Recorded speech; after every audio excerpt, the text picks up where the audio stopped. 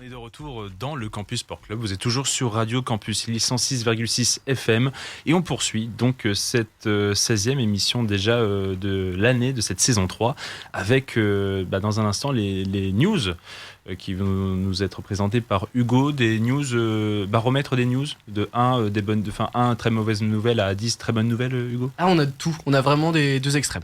Non, mais c'est quoi cette langue de bois là? Ah ouais. Ah bah non, c'est vrai. T'es au courant, Thomas, des news déjà? Oui. On a bossé ensemble cet après-midi. Ah, c'est beau. Mais dis-le. Main dans la main. Donne un chiffre.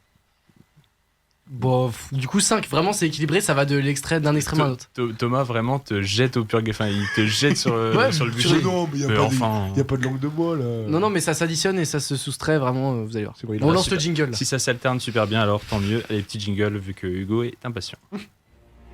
Voici les news, servis sur un plateau par le CSC. Alors, tes news servies sur un plateau, oui, mais la flamme olympique va être servie par... Et oui, ça y est, les Jeux arrivent en France, c'est le message que porteront les 11 000 hommes et femmes sélectionnés pour porter la flamme olympique de ces Jeux d'été 2024.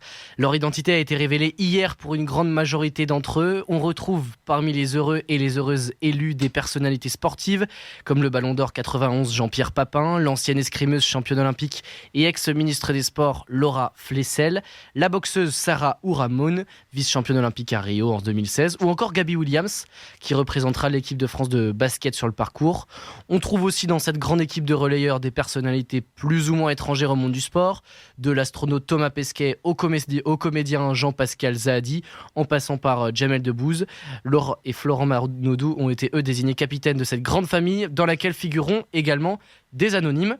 Tous ont été sélectionnés, je cite, au regard de leur engagement et de leurs actions pour faire vivre au moins l'une des 3 énergies de Paris. Alors je vous les détaille pas, c'est de la communication, mais en tout cas ce que vous devez savoir, c'est que c'est à la fois le comité d'organisation et les sponsors et partenaires du Relais de la Flamme et des Jeux qui ont sélectionné à 30% chacun ces relayeurs. Une nouveauté cette année, les relais seront collectifs en équipe de 24 avec des animations autour du porteur et tous les relayeurs tiendront la torche olympique environ 4 minutes sur une distance de 200 mètres. Bon, Thomas, 200 mètres, il le fait en 6 minutes. Mais voilà, eux, ça sera 4 minutes. Bon, pour rappel, la torche traversera 64 départements français, dont 5 territoires d'outre-mer en 80 jours. Départ prévu le 8 mai de Marseille. On ne connaît pas encore l'identité du dernier relayeur de ce long parcours. Celui ou celle qui allumera la vasque au pied de la Tour Eiffel le 26 juillet, si tout se passe bien et que la cérémonie se déroule comme prévu sur la scène. Évidemment, comme à chaque Olympiade, c'est le nom le plus attendu, celui qui incarne le pays hôte et le premier gros symbole de la quinzaine des Jeux. Pas d'officialisation encore donc, mais un nom revient avec insistance, celui de Marie-Josée Pérec, la triple championne olympique sur 200 mètres et 400 mètres. On ne sait pas non plus quand est-ce que ce sera annoncé officiellement, cette nouvelle. Alors, que pensez-vous de la rumeur Marie-Jo ? Et si ça vous convient pas, qui est-ce que vous verriez à ce petit rôle-là de dernier relayeur? Déjà, je note que Thomas, tu as bel et bien participé à l'écriture donc, de cette chronique. Même pas, c'est ça le pire, il l'a fait dans mon dos, ce petit Tu veux que je te dise, filou. il est même pas écrit. Ouais, je me suis dit, c'est servi sur un plateau. Voilà, c'est tellement sorti naturellement celle-là que... Non mais, alors tout à l'heure, on regardait le match du coup de l'équipe de France de Oui, c'est hand. vrai. Et Parce qu'on était ensemble aussi ce soir, du coup, toute la soirée. Ouais. Et ça m'inquiétait des gens que je sois toute la... Enfin bref. et du coup, on discutait on parlait du match du hand et on se disait Nicolas Karabatic. Et oui. Quid de Nicolas Karabatic? Mais alors, ce sera pas possible pour être dernier relayeur parce que ça peut pas être il me semble, un Il peut pas être, participant pour porte-drapeau. Nous, on évoquait pour porte-drapeau. Oui. Il y a une petite confusion, mais enfin, on t'en voudra Effectivement, pas. manque de précision. Mais pour le coup, est-ce qu'on peut trouver mieux que Marie-Jo pour le dernier relayeur? Marie-Jo, On est sur déjà. l'athlétisme. Marie-Jo, ouais. Bah ouais, là, c'est compliqué. Hein. Ouais, c'est compliqué. Triple champion olympique, aucune athlète française n'a Voilà. fait mieux que ça. Qui ne soit pas participant de ces Jeux Olympiques. Sinon, il y en a beaucoup. Hein. On peut prendre Riner, on peut prendre. Non, Non, mais là, c'est pour le départ, du coup, pour le porte-drapeau. Là, Oui. on parle du Oui. dernier relayeur. Mais Là, on sinon, parle d'un- ouais, ouais. sinon c'est vrai que... Marie-Jo, en tout cas. Marie-Jo, c'est bien, Marie-Jo. Elle, déjà, qui avait prôné, je crois, pour ce qui était du porte-drapeau, on y revient, mais qui prônait qu'il y ait des athlètes valides et handisport. validés en handisport déjà, donc qui a l'air d'être vraiment impliqué, qui a l'air Dans ces d'être Jeux. une belle figure de ces Jeux Olympiques et Paralympiques. Parce qu'il faut aussi dire que c'est pas que olympique, on parle des Jeux. Absolument. Il n'y a pas de flamme. Il n'y a pas de relais bis qui entrera en vigueur quand débuteront les Jeux paralympiques. Non, il ne me semble pas.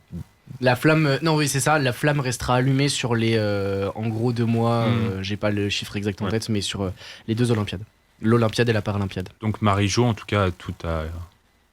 Ouais, ça fait consensus. Ça va, c'est pas... Non, c'est bien parce que vous avez l'air d'être intime avec elle, mais effectivement, Marie-Josée Pérec... C'est l'idole, Marie-Jo, c'est l'idole. Marie-Jo, bien sûr. Non, mais oui, c'est sûr que... Enfin, là, comme ça, de tête, on voit pas quelqu'un qui pourrait supplanter, on va dire, Marie-Josée Pérec. On voit pas trop pourquoi, surtout on dirait non. Oui. Voilà, plus qu'un grand oui, il n'y a pas de non. Quoique. Vu comme ça. Ah, ouais, tu vois. Non, mais c'est vrai, mais effectivement. Après, je réfléchis même.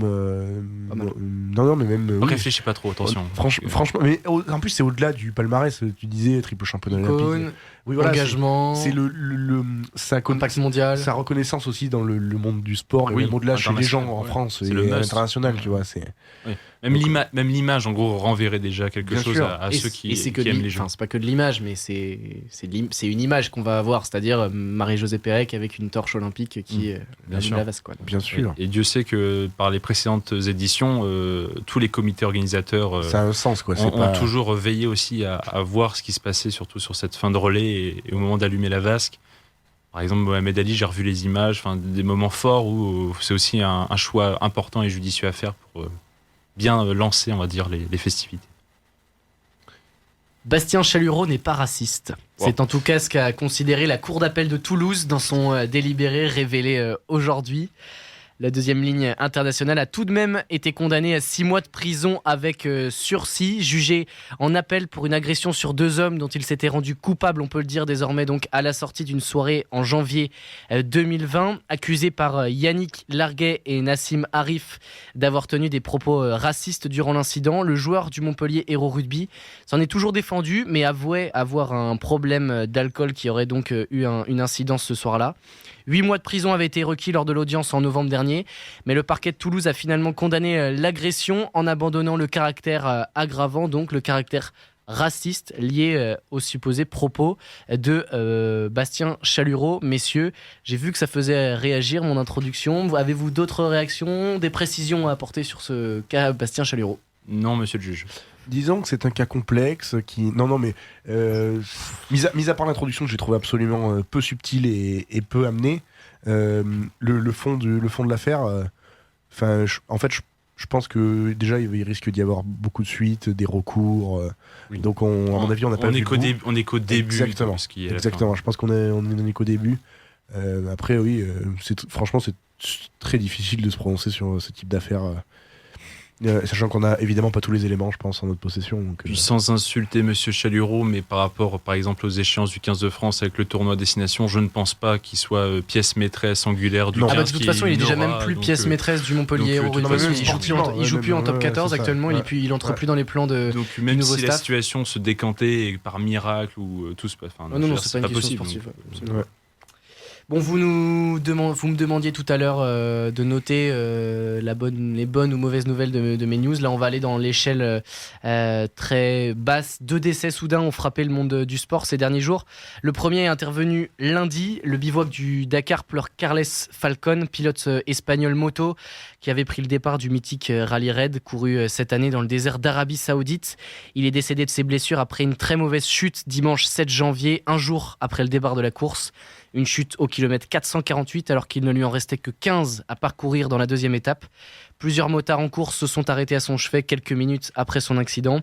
Alerté, le service médical de la course l'a élitreillé en hélicoptère vers l'hôpital où il a été opéré d'une vertèbre. L'Espagnol de 45 ans n'aura pas survécu plus d'une semaine supplémentaire. Le Rally Raid se poursuit, lui, mais a perdu hier son dossard 135. Et le monde du football, lui, regrette Kai Bernstein, l'Allemand de 43 ans, était le président du Hertha Berlin, club de D2 Outre-Rhin. Il avait la particularité d'être un ancien ultra du club, fondateur du groupe Harlequins Berlin 98, je vais le dire en français. Il avait même été interdit de stade à plusieurs reprises avant donc de prendre ses fonctions en juin 2022. On passe désormais dans la sphère du handball et là on va très très haut dans les bonnes nouvelles avec une nouvelle donc réjouissante. Ça y est, Cléopâtre Darleux est enfin autorisée à reprendre la compétition. C'est ce qu'a annoncé la gardienne de Brest et de l'équipe de France sur son compte Instagram ce mardi. Plus d'un an après une commotion cérébrale subie en championnat qui l'a éloignée de longs mois des terrains, c'est peut-être enfin le bout du tunnel pour la championne olympique 2021 avec les Bleus. Elle qui souffrait de maux de tête au moindre effort, c'est ce qu'elle avait déclaré encore récemment en novembre dans une interview à l'équipe. Quelle bonne nouvelle que celle du retour de Cléopâtre Darleux, pour elle avant tout, pour sa santé et son futur de sportif de haut niveau. Et puis on peut peut-être aussi en parler dans la perspective des Jeux pour l'équipe de France féminine de handball. On est à 6 mois. Il faut rappeler que Cléopâtre Darleux, c'était la titulaire indiscutable avant donc cette commotion. Voilà messieurs, qu'est-ce qu'on en pense? C'est une bonne nouvelle. Bah oui, surtout que même si Laura Gloser a franchement super bien fait le taf. Absolument. On le rappelle, les Bleus championnes du monde, excuse-moi Thomas, à la fin de l'année dernière avec une Laura Gloser, monstrueuse. Même les deux gardiennes. Et Adam Sako. Ouais, bien sûr. Mais donc la paire de gardiennes. Mais enfin, on a toujours eu, alors évidemment c'est cliché de dire ça, mais en équipe de France masculine et féminine, on a toujours eu des super gardiennes et super gardiennes. Chez les femmes, la transition s'est très bien faite avec Amandine Leno, Cléopâtre Darleux et Laura Gloser. Ces deux profils, je trouve qu'ils sont un peu similaires, Gloser et Darleux. Donc, mine de rien, si l'une n'est pas là, l'autre arrive quand même à faire ce que l'on attend d'elle aussi. Donc, oui, mais ça peut que densifier la concurrence, on va dire, et créer une émulation chez ce duo, ce trio de gardiennes. Donc, c'est excellent. Mais surtout pour elle. On pense sportivement, mais individuellement, pour elle, c'est très bien. Et pour préciser, elle avait quand même réessayé, c'est vraiment une commotion qui l'a embêtée sur un an. Elle avait réessayé donc quelques jours après cette commotion-là, pas possible. En février, elle était revenue sur les terrains, mais là aussi, elle avait repris, je crois, des chocs. Et de toute façon, il y avait encore des symptômes. Elle s'était entraînée avec l'équipe de France. Elle était au stage de l'équipe de France à Cap-Breton qui préparait donc le mondial qui venait fin d'année cet été. Elle s'était entraînée à part avec un suivi du staff médical. Son dernier match du coup remonte au 8 février dernier. Donc pour une femme et pour une sportive de haut niveau, de se dire que cette période est sans doute close, ça c'est déjà le premier point. Et elle en est loin de l'équipe de France pour l'instant. Il va falloir se remettre au. Puis elle a répété, surtout elle a bien fait attention, elle a bien pris tous les soins, elle a bien suivi tous les protocoles et Dieu sait que c'est important. Maman en plus. Absolument. Elle avait fait une trêve une parenthèse dans sa carrière internationale il y a un an avant cette commotion. Mais tu vois, on s'en rend compte parce que dans le rugby par exemple, les protocoles commotion c'est tous les week-ends. Ouais. Et les joueurs reviennent après quoi? 10 jours, 15 jours, 2 semaines grand maximum. T'imagines la différence de traitement, les enjeux sont peut-être pas les mêmes aussi, des enjeux d'immédiateté, de jeu, de performance et de résultats pour le rugby, mais quoique sur le hand, je vois pas pourquoi ça serait pas la même chose. Mais là, le fait de prendre son temps, d'être beaucoup plus dans l'accompagnement, à mon avis, dans la prévention aussi pour elle, c'est quand même 2 poids 2 mesures assez peu compréhensible, je trouve, entre ces 2 sports-là. Je trouve en tout cas que si elle peut être de retour dans le groupe France au fur et à mesure et qu'elle puisse vivre ces Jeux de Paris 2024, ça serait aussi sympa puisque cette Cléopâtre Darleux a certainement sa place si elle retrouve du niveau et puis c'est quand même elle qui a du coup cette expérience, aussi ce long vécu comme elle était derrière Amandine Leno pendant longtemps. Donc ça peut être sympa en tout cas de l'avoir participé à peut-être ses chances de médaille à l'été prochain. Et j'en profite, Thomas, je ne sais pas si tu l'as prévu, tu peux peut-être le lancer maintenant, un immanquable qui concerne indirectement Cléopâtre Darleux jeudi, le choc. Ah oui, bah oui, effectivement. En Ligue Butacaz Énergie, première division de hand. Non, c'était pas ça. Non, je l'avais pas. Ah non, j'avais pas ça. Le choc Brest-Metz, premier affrontement en première division de hand entre les 2 leaders invaincus, entre Brest et Metz, donc c'est jeudi soir. On termine cette page news avec le tirage au sort de la Coupe de France, des 8e de finale de la Coupe de France féminine qui est tombée dans la semaine. Il y aura 3 affiches entre des équipes de première division, Fleury, Dijon, Le Havre, Paris FC, et la 3e c'est entre Saint-Etienne qui recevra Saint-Etienne et le Paris Saint-Germain, donc les Vertes qui recevront Paris. L'OL, le tenant du titre et club le plus titré dans cette compétition, recevra Nantes. Il y aura également un duel de 2e division entre Lens et Strasbourg. Brest recevra Montauban. Brest est 3e division, Montauban 2e division.